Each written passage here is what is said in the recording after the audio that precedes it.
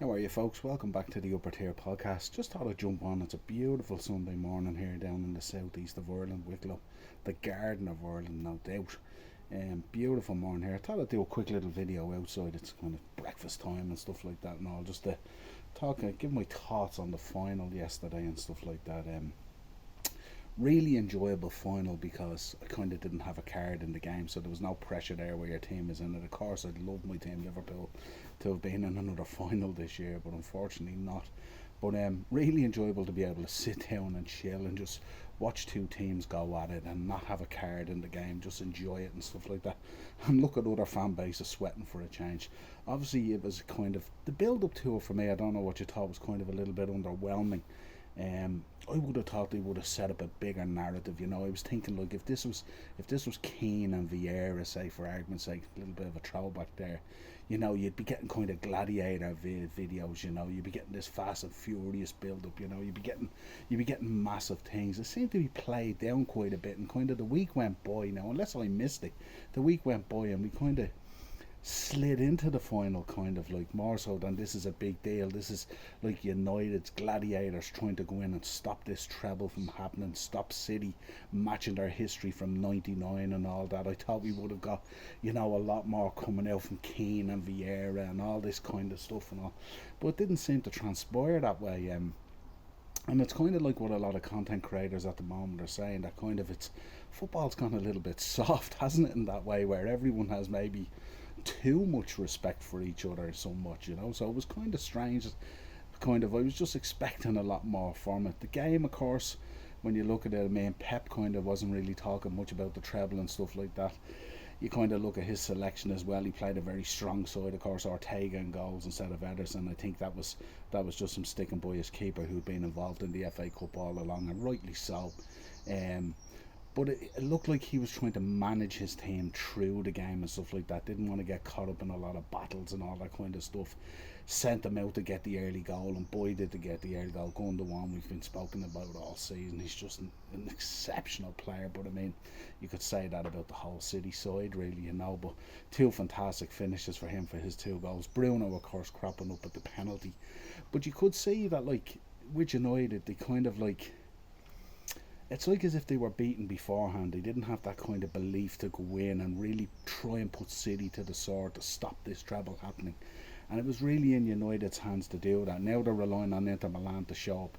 And by the way, we will be doing a preview on Thursday night, myself and Darren, for the Champions League final. That'll be our last preview of the season. I'm pulling down the curtain on what's been a much improved season for Man United from Darren's point of view, but from my point of view, a really disappointing season from Liverpool. But again, if you go back to the game, it looked like that the foul on Akanji by Casemiro and stuff like that kind of set the scene. I'm sure a number of players turned around and were going, okay, I'm not going to throw my leg in here too much. I'm going to be kind of a little bit careful. We're going to manage the game. I'm not going to put anything on the line or at risk, really, in terms of the Champions League coming up, because that's really the big one for him. Pep has to get that Champions League for Man City to solidify his legacy and stuff like that. It's really, really important. So the game kind of pittered out that way, didn't it, where it was kind of competitive, but you never felt like City got out of first gear. They kind of managed their way through the game. Once it went 1-1, United started rattling a few cages and stuff like that, and the game was getting a little bit feisty. And I kind of thought second half that's the way it might go. I think Ten Hag at half time should have been turning around the players, and maybe he did, and say, listen, get out there and rattle, give a few of them a kick and stuff like that. Rattle them and upset them a little bit and trying to take them out of their pattern. And you might get some joy, because that's kind of what they did. If you look at the build up to the penalty and slightly after, United looked strong in the game. But then City came out and United coughed up another goal, going to one again. And Darren had predicted this. I mean, hats off to Darren. He predicted the score 2-1 to City. He's a United fan, as you know. But he also predicted some of those late runs, was like what Gundogan did for the two goals. Darren predicted that, like, he had that down to a T. And what was disappointing is the likes of Eriksen and co not picking up that situation, not bodies not going on the line, defenders not coming out and absolutely putting everything on the line. Again, questions over David De Gea, more so for the second goal. The first goal was just worldly. He was grounded to the floor, couldn't do anything about it. But the second goal, especially, getting a hand to it, I know he might have seen it a bit late, but top class, world class goalkeepers saved them. and especially in big moments like finals and stuff like that. So certainly questions. I think coming out of the game now, we're staring into Man City with a treble. Who would back against them at this stage? I will be in the corner of Inter Milan this Thursday for the show. Darren, of course, will be in Man City's corner. He doesn't see a way where that can happen. But we'll trash it out and we'll talk about it and all that kind of stuff.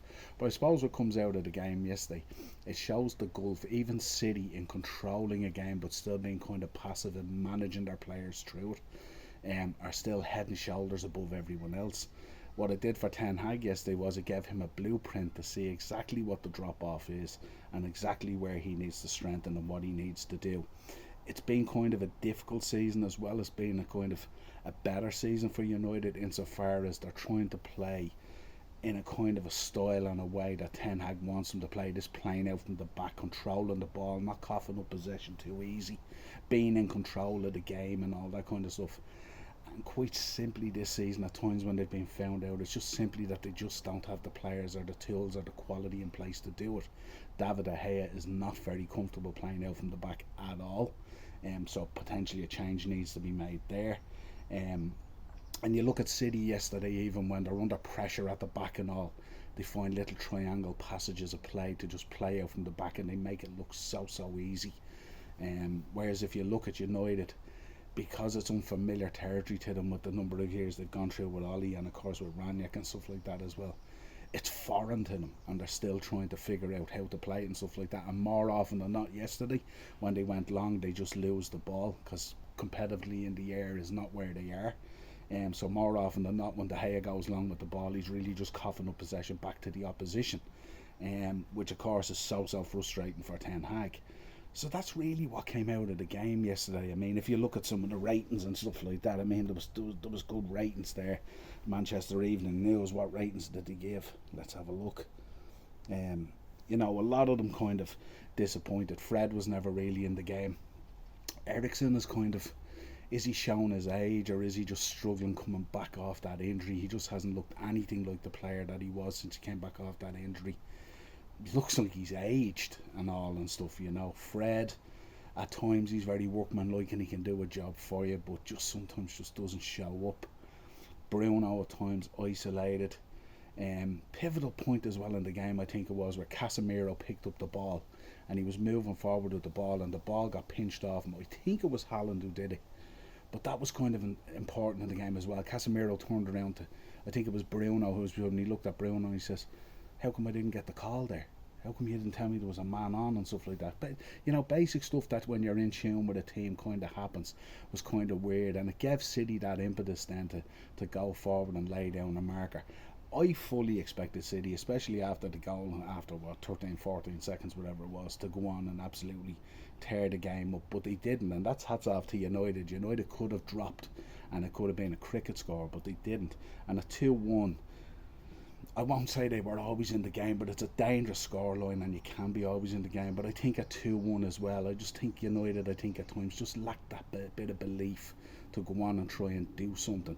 I thought maybe they might get a goal and they had their chances. Garnacho was very unlucky. What about the boy Garnacho? You have to talk about him. How come that boy doesn't start? That guy was absolutely phenomenal. I thought Pellistri might have come on as well to bring a bit of energy and stuff like that. It looked void of energy. Marcus Rashford looked like, he had checked out on a very, very long season. He was unlucky with one chance that went over the bar. Garnacho had a chance. City had other chances as well, obviously with Haaland and stuff like that, but it just didn't look like if you're relying on a boy like Garnacho to come on and lift that energy in the team and stuff like that, you've inherent problems, haven't you, really? And I mean, we seen the same as well at Liverpool this season, especially at the start of the season. We were relying on Harvey Elliott and Stefan Bajcetic and all to come on and be those players and stuff like that in a team full of stars and international players and stuff like that. It's simply not good enough that you're looking towards a kid to come off the bench and carry you through in games with the quality that's on the pitch and stuff like that. United, of course, were missing players yesterday. That has to be factored in as well. I don't know how much Anthony Martial would have brought to the table anyway. I think his time at United is probably done at this stage. I think Anthony would have maybe changed it a little bit, because I think the bit of shithousery that he brings and stuff like that might have ruffled a few City players and maybe taken them out of their game a little bit. But other than that, what else was kind of in it? It's a disappointing end probably to a United season that's vastly improved. Um, and now the City doing the treble, the chance to stop it now is out of United's hands. Now relying on Inter Milan. Can Inter Milan do it? Of course they can. We've seen Italian sides in the past, and they will have looked at that game yesterday, Inter Milan, and said, if you give these boys a bit of a kicking and we stand up to them and we match them and we bully them in the moments, we can kind of put them out of their kilter, and we have a chance then. And that's what Inter Milan will try and do. Inter Milan will be laying on the shithousery next week, to annoy the likes of Haaland. You've seen with Haaland as well many times this season. Like, if you annoy him and you put it up to him and you give him a bit of kicking and you don't give him much space and you frustrate him and stuff like that, he just goes out of games and doesn't show up. He's a wonderful talent, by far the best player in the league this season.